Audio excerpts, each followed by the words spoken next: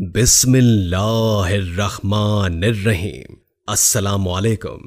नाज़रीन ग्रामी, हज़रत मूसा अलैहिस्सलाम के ज़माने में एक औरत थी जो कि इंतहाई बदकार और इंतहा की खूबसूरत भी हुआ करती थी। वो इतनी खूबसूरत थी कि कोई भी मर्द इसे देखकर उससे बुराई किए बगैर नहीं जाता था।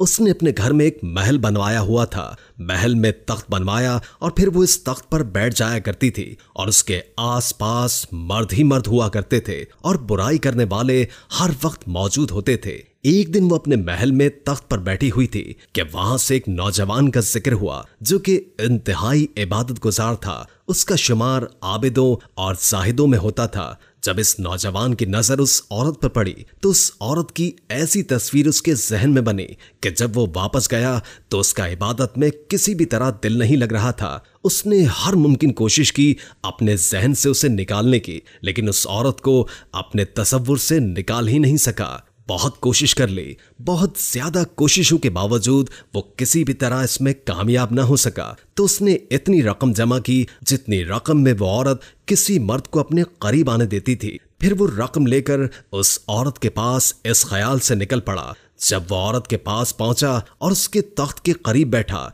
तो उसके दिल में ख्याल आया कि मैंने अपनी सारी जिंदगी अल्लाह की इबादत, अल्लाह के डर और अल्लाह के खौफ में गुजार दी है। अगर आज मैं ये काम करते हुए मर गया तो मैं अल्लाह को क्या मुंह दिखाऊंगा। बस ये ख्याल आना था कि उसका जिस्म कांपने लग गया और उसने उस औरत से कहा कि मैंने जाना है, मुझे कोई जरूरी काम याद आ गया है। औरत ने कहा चले जाओ, लेकिन जिस काम से तुम यहाँ आए हो वो तो करते जाओ। लेकिन नौजवान ने साफ साफ इनकार कर दिया। औरत के बार बार इसरार करने पर उसने कहा कि मैंने अपनी सारी जिंदगी अल्लाह की इबादत में गुजार दी है और मैं ये काम करके अल्लाह को नाराज नहीं कर सकता। और वहां से ये कहकर चल निकला। जब वहां से चला गया तो उस औरत ने सोचा कि मैं इतनी हसीन व जमील और इतनी खूबसूरत औरत हूं कि आज तक जो भी मर्द मेरे करीब आया मुझसे बुराई किए बगैर वो नहीं रह सका। लेकिन ये कैसा नौजवान था जिसके दिल में अल्लाह का इतना डर था कि उसने मुझ जैसी खूबसूरत औरत को छोड़ दिया और यहां से वहां चला गया। उसे इस ख्याल ने बार बार झंझोड़ा तो उसने सोच लिया कि आज के बाद मैं ये काम नहीं करूंगी और अल्लाह से तौबा करूंगी। और वो हज़रत मूसा अलैहिस्सलाम के पास चली गई कि वो अल्लाह के नबी हैं। मैं उनसे जाकर दरियाफ्त करूंगी कि क्या मेरी जैसी गुनाहगार औरत के लिए भी तौबा की कोई गुंजाइश अल्लाह के यहाँ है। जब वो औरत हज़रत मूसा अलैहिस्सलाम के पास गई तो हज़रत मूसा अलैहिस्सलाम लोगों को तालीम दे रहे थे। औरत ने उस मजमे में से किसी मर्द को बुलाया और कहा कि हज़रत मूसा अलैहिस्सलाम से कहो कि जो फुला औरत है वो आपसे मिलना चाहती है। उस बेवकूफ ने जाकर भरे मजमे में जोर से कहा कि ए मूसा अलैहिस्सलाम, फुला औरत आपसे मिलना चाहती है। अब वो तो नामी गिरामी औरत थी। हज़रत मूसा अलैहिस्सलाम को बहुत ज्यादा गुस्सा चढ़ा और हज़रत मूसा अलैहिस्सलाम ने बहुत ज्यादा सख्ती से कहा कि उससे कहो कि यहां से चली जाए, मैं उससे मिलना चाहता ही नहीं। उस बंदे ने जाकर औरत को पैगाम दे दिया कि हज़रत मूसा अलैहिस्सलाम कहते हैं कि मैं उस औरत से मिलना चाहता ही नहीं, उसे कहो कि चली जाए यहां से। वो औरत टूटे हुए दिल के साथ वहां से वापस आ गई और रास्ते में ज़ारो कतार रोती आई और दिल में ये सोचती हुई आई कि शायद मैं इतनी बुरी हूं कि अल्लाह के नबी मुझसे बात ही नहीं करना चाहते, मिलना ही नहीं चाहते। अब तो मेरी बख्शिश किसी सूरत भी नहीं हो सकती। घर आकर उसने अपने आप को कमरे में बंद कर दिया। उसे और तो कुछ पता ही न था, लेकिन उसने कहीं से सुना हुआ था कि अगर अल्लाह को मनाना हो तो सजदे में अल्लाह से माफी मांगो। वो सजदे में गिर गई, रोती रही, गिड़गिड़ाती रही, अल्लाह से माफी मांगती रही कि इतनी देर में दरवाजे पर दस्तक हुई। उसने सोचा कि मुझसे बुराई करने के लिए शायद कोई नया मर्द आया हो, क्योंकि मर्दों का आना जाना उसके पास लगा ही रहता था। उसने कहा कि कुछ भी हो जाए मैं आज दरवाजा खोलूंगी ही नहीं। लेकिन दरवाजे की दस्तक तो और तेज होती रही। उसने बिलाखिर हिम्मत की और हिम्मत करके दरवाजा खोला तो क्या देखती है कि सामने अल्लाह के नबी हज़रत मूसा अलैहिस्सलाम खड़े हैं। उस औरत ने हैरानी से पूछा कि ए हज़रत मूसा अलैहिस्सलाम, ए अल्लाह के नबी, आप मेरे दरवाजे पर कैसे? हज़रत मूसा अलैहिस्सलाम ने कहा कि दरअसल जब तुम मेरे पास आई थी मैं लोगों को तबलीग कर रहा था और मैंने खुद तुमसे मिलने से इनकार कर दिया था, लेकिन जब तुम चली गई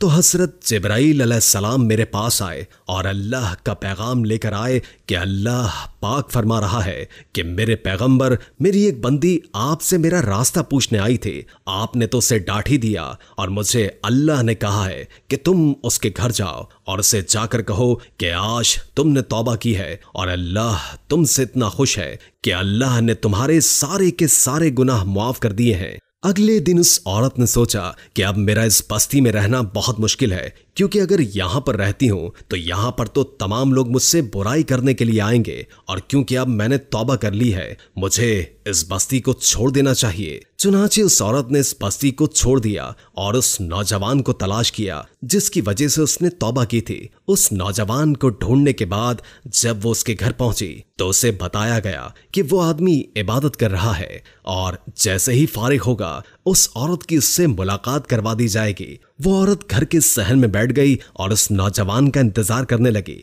जैसे ही नौजवान इबादत से फारिग होकर कमरे से बाहर निकला और सहन में उस औरत को बैठे हुए देखा तो उसके दिल में ख्याल आया कि शायद ये यहाँ पर भी मेरा ईमान खराब करने आ गई है और मैंने तो इसे इतनी मुश्किलों से अपने तसव्वुरात से निकाला है। वो नौजवान वहीं पर गिरा और उसकी मौत हो गई। औरत ने उस नौजवान के घर वालों को बताया कि पहले मैं ऐसी थी, ये नौजवान मेरे पास आया था, उसकी सोहबत की वजह से मुझे तौबा की तौफीक नसीब हुई थी। मैंने अपनी पहले वाली जिंदगी से तौबा कर ली है और मैं यहाँ इस नौजवान से मिलने आई थी कि शायद ये मुझसे निकाह कर ले। उसे बताया गया कि उसका एक और बड़ा भाई भी है और उससे पूछ लेते हैं कि वो अगर आपसे निकाह कर लेता है तो हमें कोई एतराज नहीं। उलमा इकराम लिखते हैं कि उस औरत की शादी उस नौजवान के बड़े भाई से कर दी गई और अल्लाह ने उस औरत को सिद्क़े दिल से तौबा करने का सिला ये दिया कि अल्लाह ने उस औरत को 7 बेटे अता किए और वो 7 के 7 बेटे बाद में बनी इस्राइल के बहुत बड़े वली गुजरे हैं। सुभान अल्लाह। मौज़िज़ नाज़रीन, इस वाक़ये से हमें यह सबक मिलता है कि जब कोई इंसान सच्चे दिल से अल्लाह से तौबा करता है तो अल्लाह उस तौबा के एवज़ उसके अगले पिछले सगीरा कबीरा तमाम गुनाह माफ कर देता है। इंसान का अमाल नामा ऐसे पाक साफ होता है गोया उसने कभी कोई गुनाह ही न किया हो या अभी अभी वो इस दुनिया में आया हो। और दूसरा अहम सबक जो हमें इस वाक़ई से हासिल हुआ वो ये है कि हमारी सोहबत से, हमारी शख्सियत से मुतासिर होते ही हम जैसे लोग साथ रहते हैं उनकी शख्सियत अपना लेते हैं। अच्छे दोस्त की मिसाल एक इत्र बेचने वाले की सी है। आप इत्र खरीदें या न खरीदें, उसकी खुशबू से आपका लिबास मौतर हो जाता है। ठीक इसी तरह अच्छे दोस्त के साथ उठने बैठने से हमारा बातिन पाक हो जाता है।